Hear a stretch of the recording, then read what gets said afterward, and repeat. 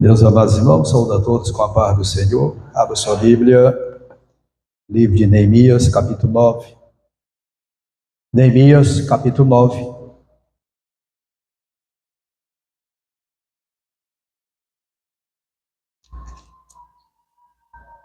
Diz assim: E no dia 24 deste mês, se ajuntaram os filhos de Israel, com jejum e com pano de saco, e trazia terra sobre si.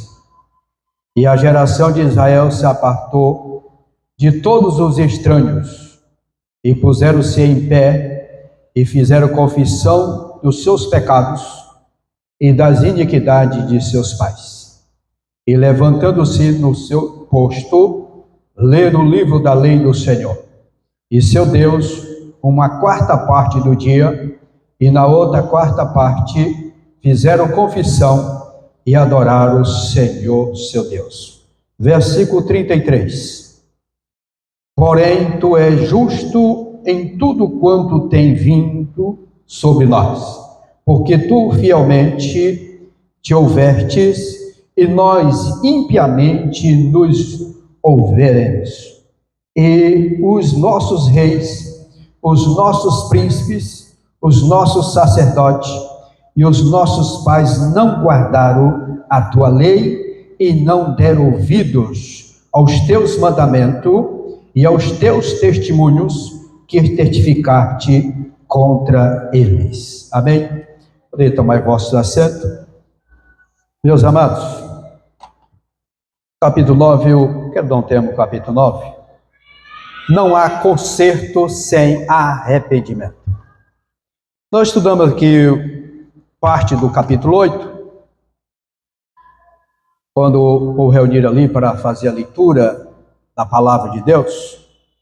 E após aquele dia memorável, de alegria, de regozijo, transbordaram na presença do Senhor, diz que os mestres seguiram e foram mergulhar um pouco mais nas Sagradas Escrituras, na lei, no Pentateuco, e descobriram sobre a festa dos tabernáculos.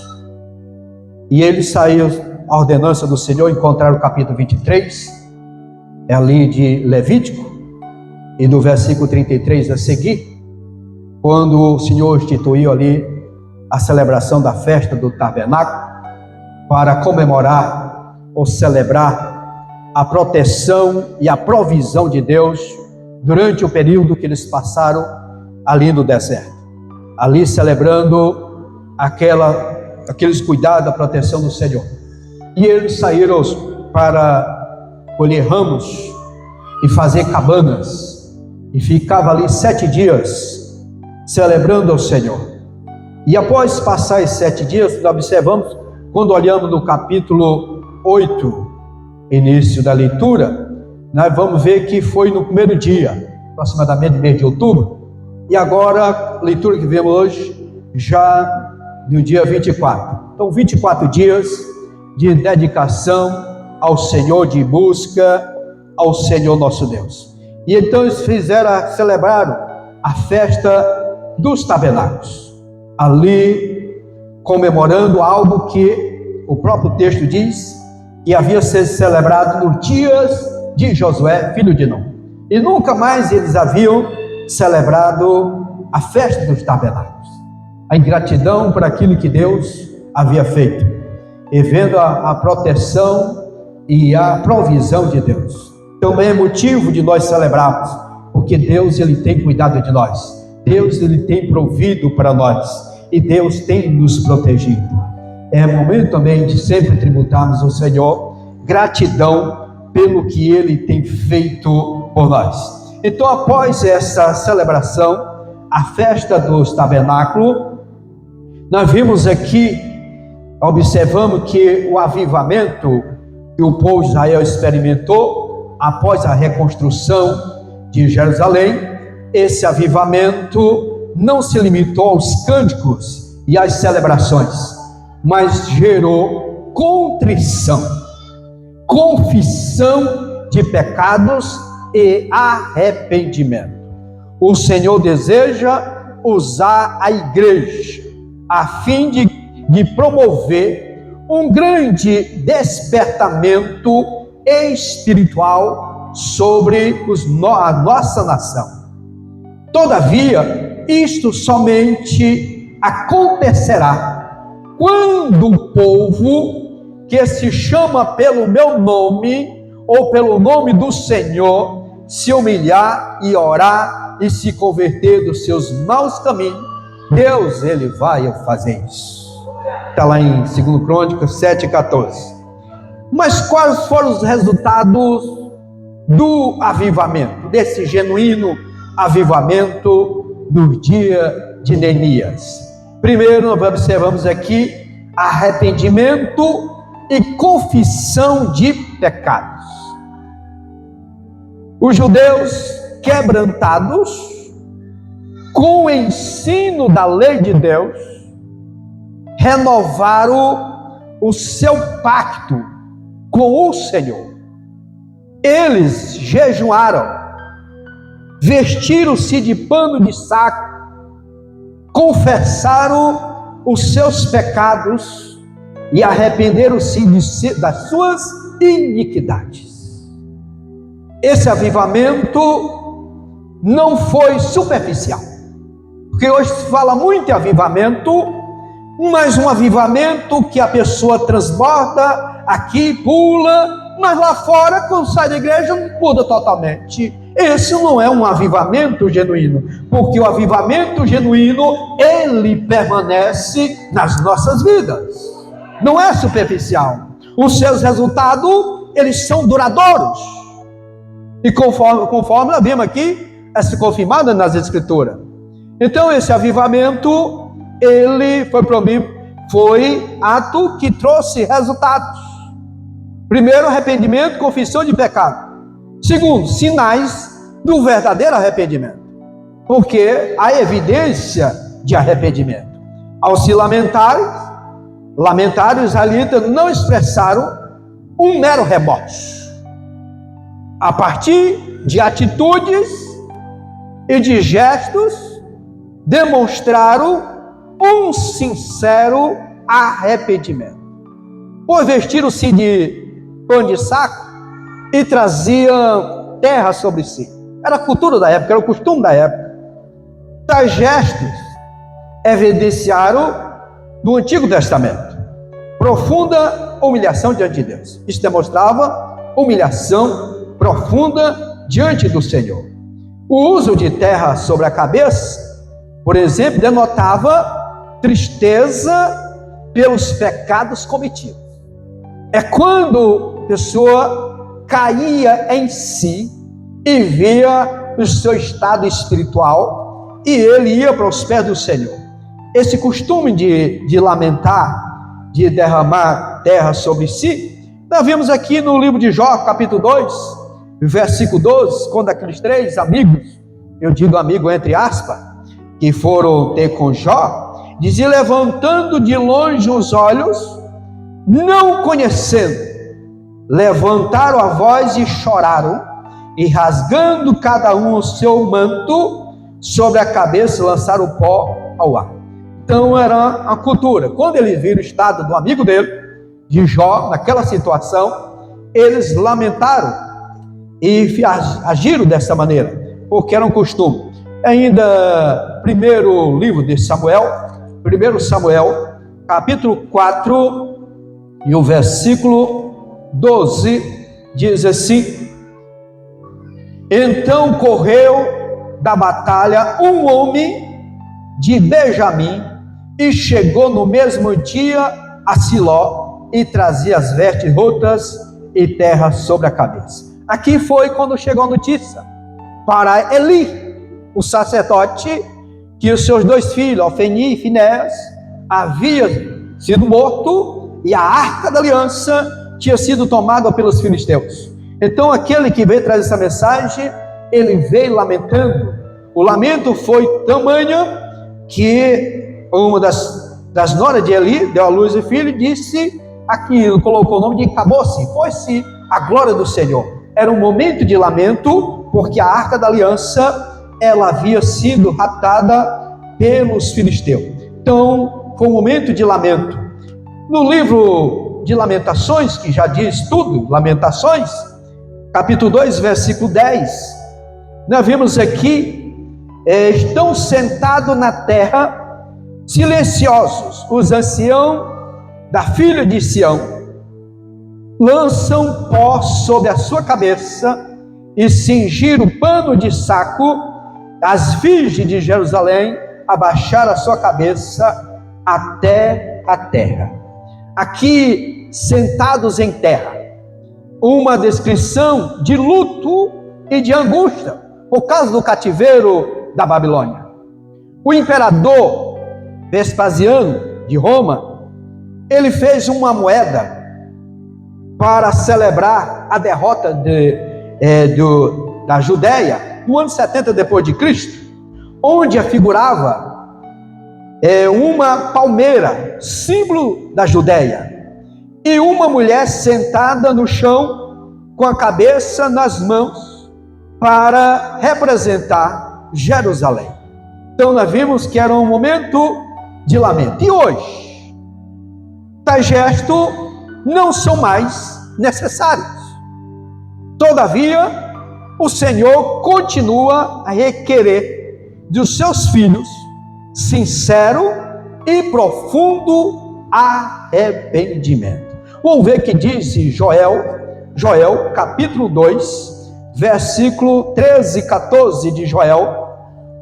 Diz assim: rasgai o vosso coração e não as vossas vestes, e convertei-vos ao Senhor vosso Deus, porque Ele é misericordioso e compassivo e tardio em ira-se, e grande em beneficência, se arrepende do mal. Quem sabe se voltará, se arrependerá e deixará após si uma bênção em oferta de manjar e libação para o Senhor vosso Deus.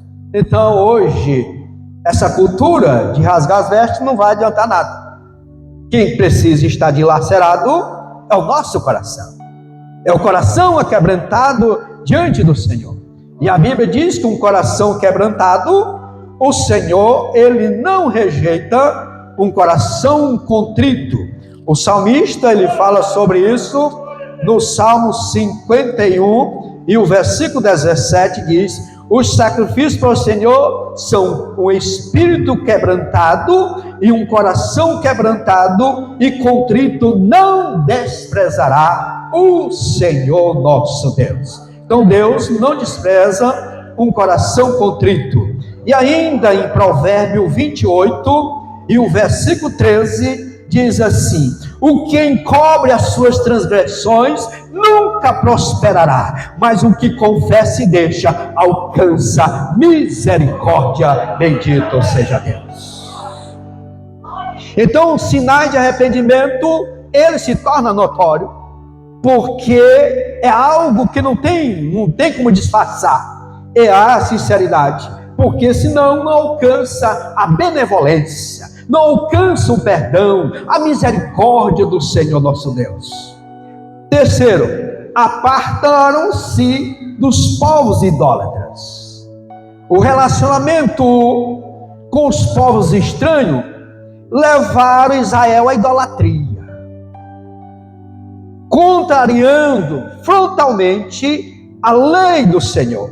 Pastor, e havia lei para isso? Sim, havia uma lei que proibia. Vamos lá para Deuteronômio, capítulo 18, do livro de Deuteronômio, capítulo 18, e o versículo 9. 18, 9 ao 12 diz assim: e quando guardares todo este mandamento que hoje te ordeno, para fazê-los, amando ao Senhor teu Deus, e andando nos seus caminhos todos os dias, então acrescentarás outras 3 cidades além destes 3, para que... Estou lendo 19, perdão, 19, é o 9 aqui, eu lendo 19. Quando entrares na terra que o Senhor teu Deus te der, não aprenderás a fazer conforme as abominações daquelas nações. Entre ti se não achará quem faça passar pelo fogo seu filho ou sua filha, nem adivinhador, nem prognosticador, e nem agoeiro, e nem feiticeiro, e nem encantador de encantamentos, nem quem consulte um espírito adivinhante, nem mágico, e nem quem consulte os mortos. Pois todo aquele que faz tal coisa é abominação ao Senhor, e por estas abominações o Senhor teu Deus as lança fora diante de ti. Aqui, amados, tem companhias que elas não são boas. É por isso que a Bíblia diz, lá em 1 Coríntios 15:33, que as más companhias corrompem os bons costumes. E nós precisamos saber quem são os amigos dos nossos filhos, com quem nossos filhos andam. Aqui não é acepção de pessoa não, amados. Aqui é um cuidado. Porque quem, em vez de ele influenciar na vida de outro, ele pode ser influenciado. E a Bíblia também manda nos fugir da aparência do mal. Tem lugar que não é para nós. Tem lugar que não é para nós estarmos. A Bíblia, ela recomenda, no Salmo 1, diz que bem-aventurado aquele que não anda no caminho dos pecadores, nem se assenta na roda dos escarnecedores. A Bíblia nos alerta.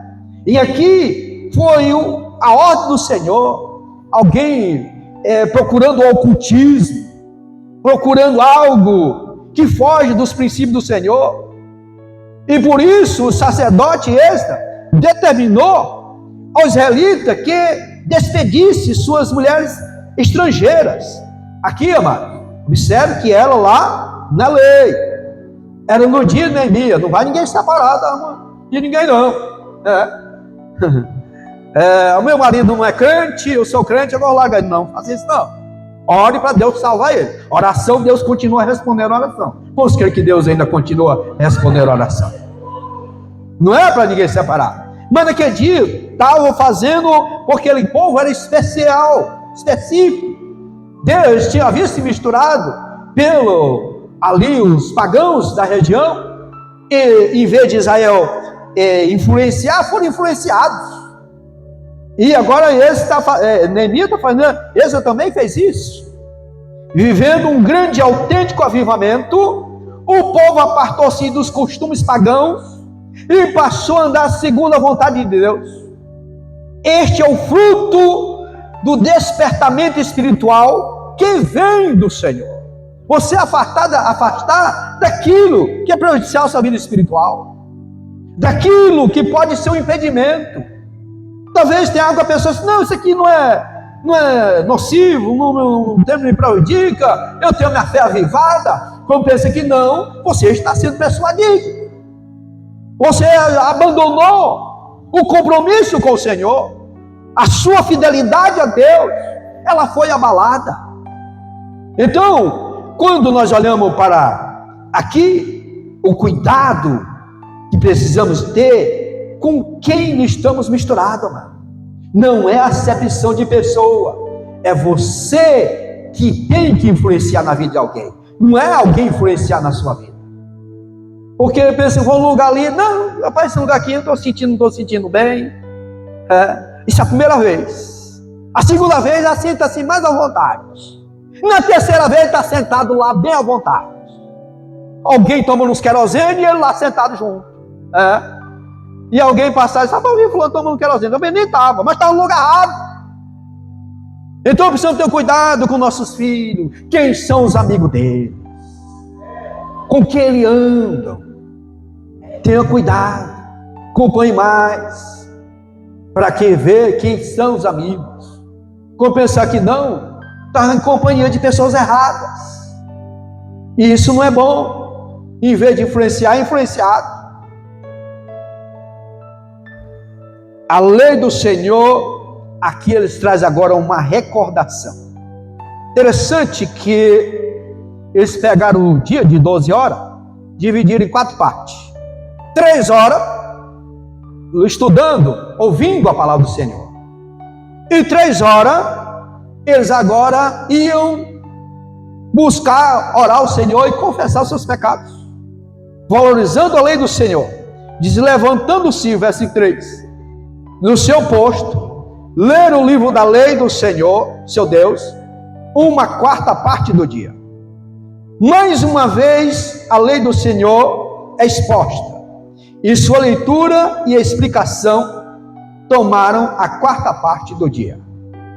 Foram exatamente 6 horas de ensino da palavra de Deus, e todos ouviram atentamente. Ninguém deixou o seu lugar. Culto de 1h30, eu falei isso aqui terça-feira. Ele disse: pai, mas está demorando demais passar, né? E lá estiveram 3 horas. O primeiro dia da leitura foi 6 horas, né? Agora estavam tirando 3 horas, todos os dias. Tem você se alimentado regularmente da palavra de Deus? Falei que terça-feira que se realmente temos o hábito, o costume de debruçar sobre as Escrituras, ali ler metodicamente, analisando a palavra do Senhor, alimentando a nossa alma, porque na correria do dia a dia, às vezes tem outras coisas que são prioridade, e às vezes deixa o mais essencial para a nossa vida, amados, que é cuidar da nossa vida espiritual. Cuide da vida espiritual, não negligencie a sua vida espiritual. Não deixe que as coisas deste mundo venham ser primazia na sua vida, naquele lugar que é de Deus, naquele momento que é do Senhor, que é o devocional. O devocional está desaparecendo dos lares.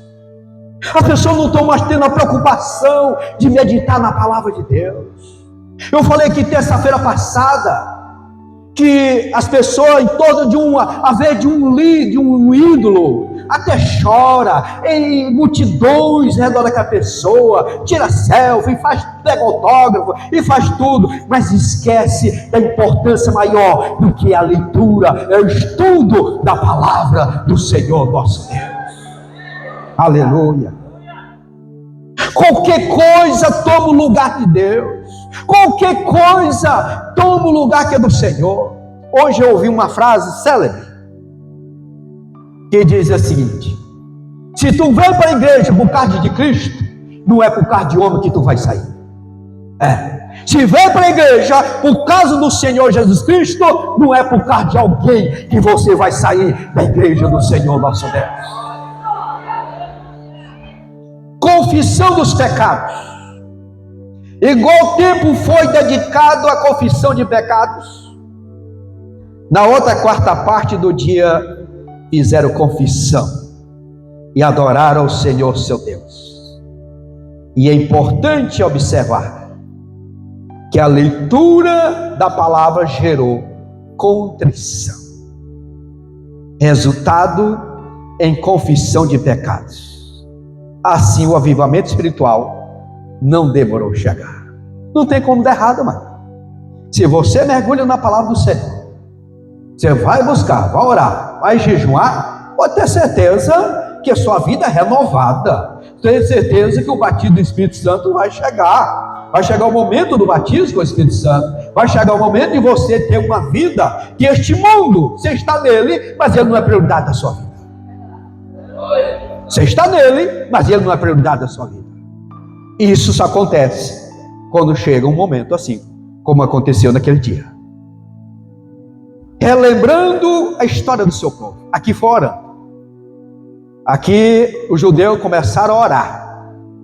E nessa oração, eles passaram a recordar os fatos que marcaram a história de Israel. Vamos ver aqui o versículo 9. Disse Neemias, que era Tisata, e o sacerdote Esdras, o escriba e os levitas, que ensinavam o povo, disseram a todo o povo: este dia é consagrado ao Senhor vosso Deus, e pelo que não vos lamenteis e nem choreis. Por isso aqui do 9, Tu és, Senhor, no versículo 7, Tu és, Senhor, o Deus que elegeste, aí ele vai lá na história, que ele começa por Abrão, e o tiraste de Ur dos caldeus, e lhe puseram o nome Abrão, pai de nações, e achaste o seu coração fiel perante ti, e fizeste com ele o concerto que lhe daria a terra dos cananeus, dos heteus, e dos amorreus, dos fariseus, e dos jebuseus, de Gazeu, para dar a sua semente, e confirmar-te as tuas palavras, porquanto é justo. E viste a aflição de nossos pais no Egito, e ouviste o seu clamor junto ao mar vermelho. Aqui eles fazem uma retrospectiva, orando e falando do que Deus havia feito. Desde Abraão, passado pelo êxodo, a peregrinação no deserto, e agora o relatório quando eles tomaram posse da terra prometida. Foram eles abençoados em todos os seus empreendimentos. Deus tem abençoado os seus empreendimentos? Aquilo que Deus tem te confiado? Aleluia! A glória a Deus. Se não, faça uma retrospectiva. Em que você está falhando diante de Deus? O que precisa mais? Ou está sendo administrativo? Que se for administrativo já não é Deus, é você que administra. Agora, se for algo, peça ao Senhor, que Ele é abençoador. Deus, Ele é abençoador. Os levitas enfatizaram ainda os atos que envolveram a intenção, aliás, a intervenção direta de Deus na vida dos seus antepassados. Aqui no versículo 10. E mostrar sinais e prodígios a Faraó e todos os seus servos, e todo o povo da sua terra, porque soubeste que soberbamente os trataram, e assim te adquiriste o nome, como hoje se vê. Então, a maneira que Deus interviu ali no clamor do povo lá no Egito, aqueles 430 anos que eles passaram ali, houve a intervenção de Deus. Todo ali foi um projeto de Deus. E quando chegou o tempo de Deus trazer ele para a terra prometida, você vê que era um povo que mais contemplava milagre. O povo de Israel. Mas um povo obstinado à desobediência. Eles viram tantos prodígios. Na saída do Egito já viram. Poucos dias depois já estavam lembrando do Egito. Tinha esquecido o que Deus havia feito. Na beira da atravessar o Mar Vermelho, eles já estavam murmurando. E ali Deus já, em vez de eles estarem na terra prometida 40 dias, agora tiver que passar 40 anos. Mas os 40 anos que ele passaram no deserto, estava sob o cuidado de Deus. Tem momento da vida que nós passamos pelos desertos. Nós passamos pelo deserto. Deserto faz parte da nossa caminhada. Ou você nunca passou por um deserto? Às vezes um passa pelo deserto a vez do celeiro, às vezes um passa deserto da enfermidade, do desemprego, as portas fechadas. São desertos na nossa vida. Mas deserto não é para matar ninguém. Deus não criou o deserto para matar. O deserto é para trabalhar nas nossas vidas. O deserto é para nos aperfeiçoar. O deserto não leva a nós a ser mais gratos ao Senhor. O deserto não leva aos pés do Senhor, nosso Deus. O deserto leva a nós a ter intimidade com o Senhor, nosso Deus. O deserto é para nós depender mais de Deus. Que às vezes a gente tem autossuficiência.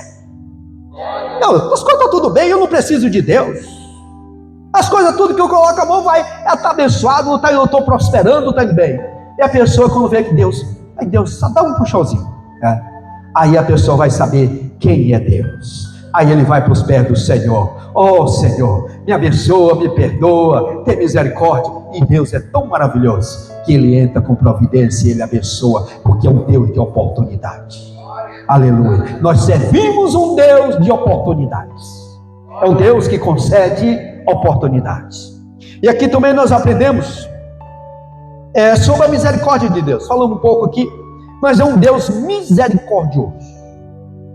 Apesar dos muitos pecados cometidos pelos judeus, Deus não os desamparou. Nós vemos aqui no capítulo 9, versículo 31. Mas pela tua grande misericórdia, não os destruíste e nem desamparaste, porque és um Deus clemente e misericordioso. Um Deus clemente e misericordioso. E o Senhor, Ele é longânimo, ser de ânimo longo. Por isso que a virtude do fruto do Espírito é longanimidade. E quem tem essa virtude, o fruto do Espírito, ele também é ânimo longo. Ele perdoa. Ele também tem misericórdia. Quem tem essa virtude do fruto do Espírito. E ele é misericordioso. E voltamos aqui a Lamentações, no capítulo 3, que um texto bastante citado, 3:22, as misericórdias do Senhor são a causa de não sermos consumidos, porque as suas misericórdias não têm fim. O que seria de nós sem a misericórdia do Senhor? Nós estamos aqui, nenhum de nós, porque estamos aqui pela misericórdia dele, pela nossa imperfeição, porque perfeito é só Jesus. Por mais justo que nós queremos, a Bíblia diz que nossa justiça não é nada diante da justiça de Deus. E apesar de Israel permanecer na incredulidade, o Senhor continua ainda hoje a zelar por ele e abençoá-lo, levando sempre em conta os termos da promessa que estabeleceu com Abraão.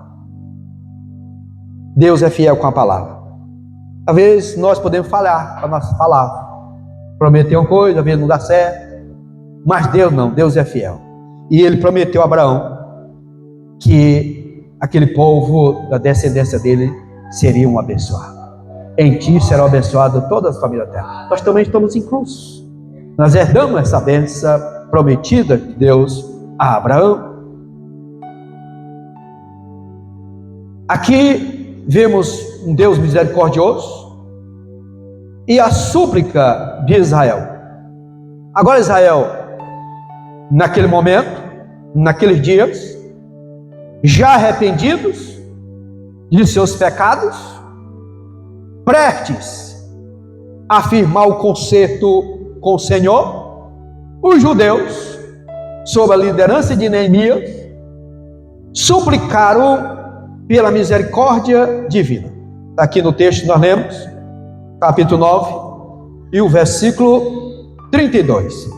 Agora, pois, ó Deus nosso, ó Deus grande, poderoso e terrível, que guarda o conserto e a beneficência, não tenhas em pouca conta toda aflição que nos alcançou a nós, aos nossos reis, e aos nossos príncipes, e aos nossos sacerdotes, e aos nossos profetas, e aos nossos pais, e a todo o teu povo, desde os dias dos reis da Síria até o dia de hoje.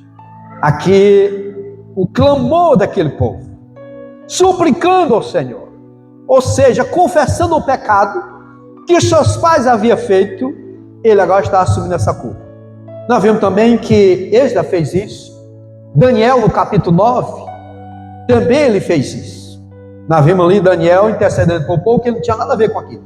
Não tinha sido ele que tinha cometido aquele pecado, mas tinha sido seus ancestrais. E ele agora estava se colocando ali no lugar dele, diante do Senhor. E o povo clamou ao Senhor para que ele não abandonasse. E reconheceu com temor e tremor que mesmo diante da tragédia, Deus se fazia presente. Deus não tinha abandonado. Está aqui o versículo 33. Porém, tu és justo em tudo quanto tem vindo sobre nós, porque tu fielmente te houveste e nós impiamente nos houvemos. Ele diz assim, nós sendo infiéis, o Senhor continua fiel. E é o que Paulo, escrevendo a Timóteo, diz. Mesmo que nós sejamos infiéis, Deus continua fiel. Ele não pode mudar. Ele é fiel. E aqui o reconhecimento da fidelidade de Deus. Aqui reconheceram com temor e tremor. Se todo mundo tivesse o temor. Porque o temor não é ter medo de Deus. Temor é honrar a Deus. É reconhecer a Deus. É dizer, eu não vou fazer isso, porque isso não vai agradar meu Deus. Deus vai se entristecer comigo. E eu não quero um Deus triste, porque a alegria do Senhor é a minha força. A alegria do Senhor é a nossa força. Então não entristecemos ao Senhor. E aqui eles fizeram um firme concerto com o Senhor. Fizemos um firme concerto, versículo 38. E o escrevemos e selaram os nossos príncipes, os nossos levitas e os nossos sacerdotes. Quem prega e quem louva precisa ter um firme compromisso com o Senhor. Quer ser usado pelo Senhor, é preciso pagar um preço. O preço da salvação Jesus já pagou por nós. Mas o preço do teu ministério? Paga o preço do seu ministério? Ter uma vida consagrada ao Senhor nosso Deus? Diz que eles firmaram um concerto com o Senhor. Concerto de ser fiel a Ele. Ser fiel a Deus em tudo, mano. Não só em parte não, mas em toda a nossa vida. Fiel naquilo que Deus tem nos confiado. Porque às vezes cobramos fidelidade de Deus e às vezes não somos. E nós precisamos erguer a cabeça e falar com o Senhor com a consciência tranquila de que temos andado na sua presença. Aleluia. Era esse concerto que ele estava firmando com o Senhor. O povo clamou ao Senhor para que ele não abandonasse. Deus não abandonou. E reconheceu com temor, como eu falei, o Senhor. E agora, diante desse concerto firme, quando o povo se arrepende e compromete-se definitivamente com Deus, o que o Senhor faz? O Senhor restaura-lhe a sorte. Eu ouvindo essa palavra sorte, eu me lembrei do Pedro com aquele homem que queria comprar lá o poder, né? Lá ele queria admirar Paulo e Barnabé, né? Paulo e Sila, né? Sendo usado, era Paulo e Barnabé mesmo, sendo usado, e ele queria comprar aquele adivinho lá. Isto não tem sorte nem parte neste ministério, né? E aqui, em segundo livro de Crônica, nós vamos ver que essa clamou aqui no capítulo 7, versículo 14, já lemos, vamos ler o 15 e o 16. Agora estarão abertos os meus olhos. Primeiro vem o que? A humilhação, né? A oração, a busca, se converter dos maus caminhos. Aí diz que o Senhor ouve do céu, perdoa seus pecados, sara a terra. Aí disse, agora estão abertos os meus olhos e atentos os meus ouvidos à oração deste lugar. Porque agora escolhi e santifiquei esta casa, para que o meu nome esteja nela perpetuamente, e nela estarão fixos os meus olhos e o meu coração todos os dias. Aí eu pergunto, Em que casa que o Senhor habita? Qual a casa que ele está habitando? Você pode dizer assim? Nesta casa. Ele habita nesta casa. Então, se essa casa ela é fiel, consagrada, Deus irá ouvir nossas orações. Ele vai responder. Bendito seja Deus. Aleluia. Antes da iminência do arrebatamento, faz-se necessário que nos consertemos com Deus. E além disso, vivemos dias difíceis e trabalhosos. Estamos vivendo esses dias. Nossas igrejas veem-se ameaçadas, às vezes, em alguns lugares, por ensinos heréticos. E muitos crentes já deixaram de tomar pela frialdade, espiritual, frieza espiritual. E o mercantilismo que ameaça a pureza do Evangelho. Nós estamos vivendo esses dias. São dias difíceis. Não podemos ficar indiferentes. Não podemos ser levados por isso, deixar ser levado por isso. Humilhemos-nos e confessemos nossos pecados e clamemos pelo favor divino. Foi o que Daniel fez lá quando ele estava na Babilônia. Quando ele estava ali, já no governo do Medo-Persa, ele fez essa oração. Vamos lá para o capítulo 9 de Daniel. Capítulo 9. E o versículo 9. 9 diz assim: ao Senhor nosso Deus pertence a misericórdia e o perdão, pois nos rebelamos contra ele. Então, Daniel, ele se coloca nessa situação, reconhecendo que precisava do perdão do Senhor. Assim somente o Senhor nos mandará um poderoso e genuíno avivamento. É voltar para o Senhor. Não tem avivamento sem voltar para o Senhor. E aqui quero encerrar dizendo que o resultado deste avivamento possa ser claramente observado em vidas santas, transformadas e dedicadas ao serviço do reino de Deus. Não foi exatamente isso que se deu no tempo de Esdras e Neemias? Somente um avivamento nos levará a cumprir integral e poderosamente as demandas da grande comissão que nos foi confiada. E qual foi a grande comissão que nos foi confiada? Vamos lá para Mateus, para nós encerrar. Mateus, capítulo 28.